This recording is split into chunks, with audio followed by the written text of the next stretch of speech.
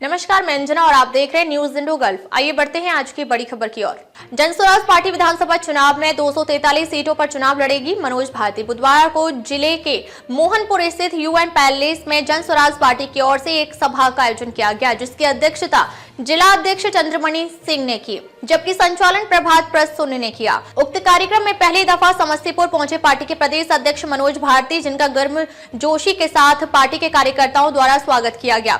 अपने संबोधन में प्रदेश अध्यक्ष मनोज भारती ने कहा कि जन स्वराज पार्टी के कार्यकर्ताओं से कहा कि आप सबको पार्टी के मूलभूत सिद्धांतों के बारे में पता है।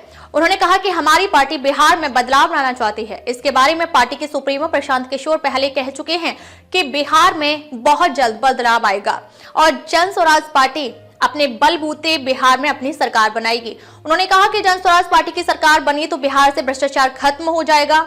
जो भी भ्रष्टाचारी या घूसखोर होंगे उनके साथ आवश्यक कार्रवाई की जाएगी।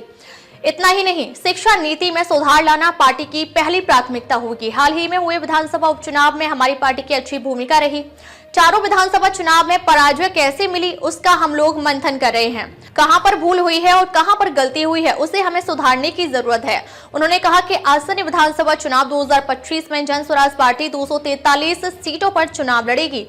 इसके मजबूती के लिए बूथ कमेटी पर विशेष ध्यान देने की आवश्यकता है। उन्होंने कहा कि प्रत्येक वार्ड में 10 लोगों की सक्रियता सदस्य बनाना होगा। मौके पर डॉक्टर भूपेंद्र यादव, राज्य अभियान समिति सदस्य वसीम राजा, रामचंद्र राम, एलपी मंडल, वसीम नैयर अंसारी, डॉक्टर गोविंद कुमार, राज कपूर, अनीता कुमारी, उप मेयर राम बालक पासवान, संजू राय, रमन कुमार मिश्रा, मोहम्मद नौशाद, राजेश्वर ठाकुर, निरंजन कुमार नेयर, इमाम राहुल कुमार, उमर आलम के अलावा काफी तादाद में पार्टी के कार्यकर्ता मौजूद थे। समस्तीपुर से न्यूज इंडो गल्फ से एम नईमुद्दीन आजाद की रिपोर्ट। लोग जो मंच पर आसीन हैं और बहुत सारे लोग जो हमारे सामने हैं, उन सब का भी बहुत बहुत अभिवादन। मेरे आगे बहुत सारे लोगों ने बहुत तरह से जन स्वराज और इसके अभियान के बारे में कहा है। मुझे मालूम है कि आप सबको जन स्वराज के मूलभूत सिद्धांतों के बारे में पता है, मगर मैं कुछ बातें आपसे दोहराना चाहूंगा। जन स्वराज पार्टी भारत में, बिहार में बदलाव लाना चाहती है। बिहार में जो बदलाव आना है उसकी रूपरेखा सबके सामने प्रशांत किशोर जी ने इतनी बार कहा है कि आप सबको वो कंठस्थ याद है। चाहे वो बच्चों का मुफ्त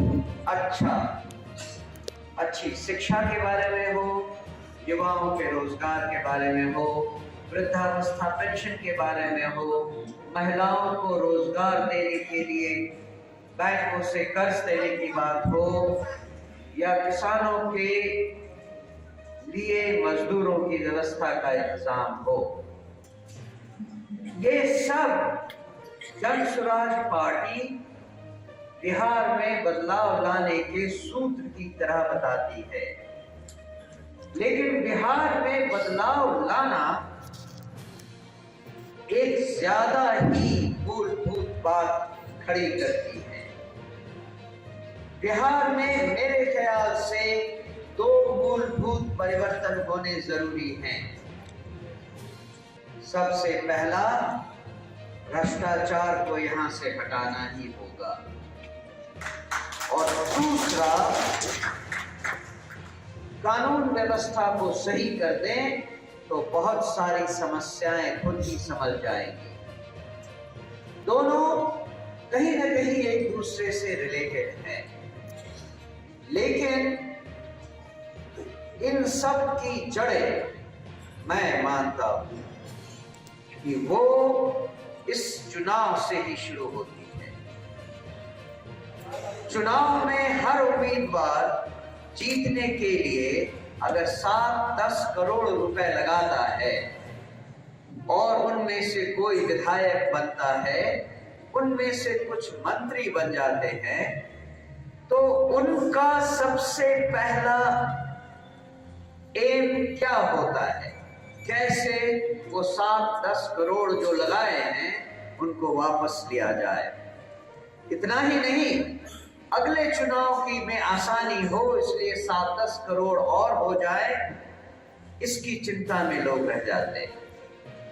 नतीजा ये होता है कि हर विधायक, हर मंत्री, हर ठेकेदार से, हर सीनियर ऑफिसर से पैसे की डिमांड करता है। हर सीनियर ऑफिसर अपने जूनियर ऑफिसर से पैसे की डिमांड करता है और अंत में यही कड़ी उस जगह खत्म होती है जहां हम और आप, आम आदमी किसी भी सरकारी काम के लिए सरकारी दफ्तर जाए तो उसका कोई काम बिना पैसे दिए नहीं होता है। आप किसी थाने में रपट लिखाने जाएं तो आपका काम बिना पैसे दिए नहीं होता है। भ्रष्टाचार की जो ये शुरुआत होती है, इसके तार ऊपर से जुड़े हैं और उसका कारण है चुनाव। आप ध्यान दें, यही वो कारण है जिसके कारण प्रशांत किशोर जी कहते हैं कि हमारा उम्मीदवार अगर सही अंतःकरण, शुद्ध मस्तिष्क का होगा तो उसे चुनाव में ये पैसे देने की जरूरत नहीं पड़ेगी। हम उसे चुनाव लड़ाएंगे। आशा यही है कि हमारा जो उम्मीदवार जीत कर विधायक बने और उसमें से कुछ मंत्री बनेंगे, उनके मन में पैसों का लालच नहीं होगा।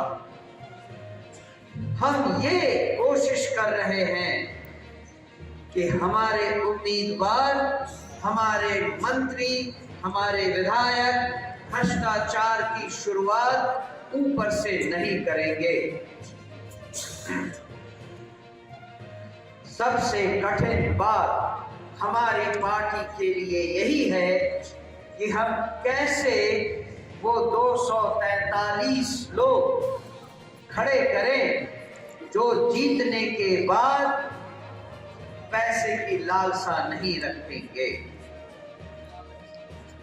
कैसे हम अपने लिए निस्वार्थ भाव के लोग जो शुद्ध अंतःकरण से जनता की सेवा के लिए चुनाव लड़े, उनको खोजें। अब तक के लिए बस इतना ही। फिर मिलते हैं एक ऐसी ही बड़ी खबर के साथ। तब तक के लिए नमस्कार और देखते रहिए न्यूज़ इंडो गल्फ।